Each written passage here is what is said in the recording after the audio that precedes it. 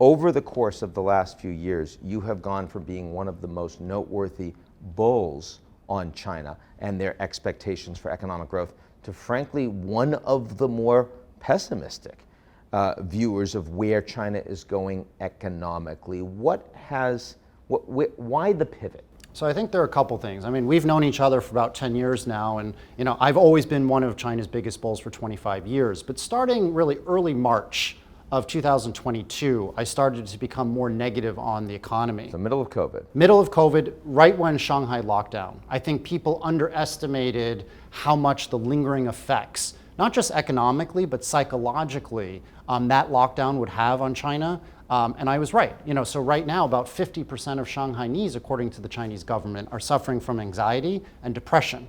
So that's hurting consumer confidence. That's why you see there wasn't the revenge shopping in January and February after China opened its borders and ended zero COVID.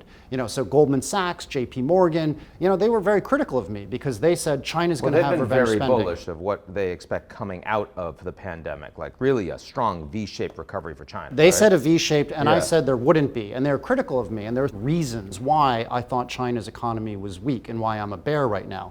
The first is the income levels in 2022 were low. So many Chinese, if not most Chinese, actually had their salaries cut. There was a lot of unpaid furloughs. There were times where 300-400 million Chinese were actually locked down in their homes because of zero COVID. So no business was done. So after the borders opened and after we were allowed to go outside again, a lot of consumers said, we don't have money. We haven't had the stimulus like the United States had over the previous 3 years. China's government really didn't loosen monetary policy. So they said, let's save for a rainy day. The second issue is geopolitics. Okay, I think at the end of the day, the Chinese people and the Chinese government feel that Joe Biden and the Biden administration, I think some people in China would call it the regime, are trying to contain China's growth, destabilize the party, and maybe push for regime change.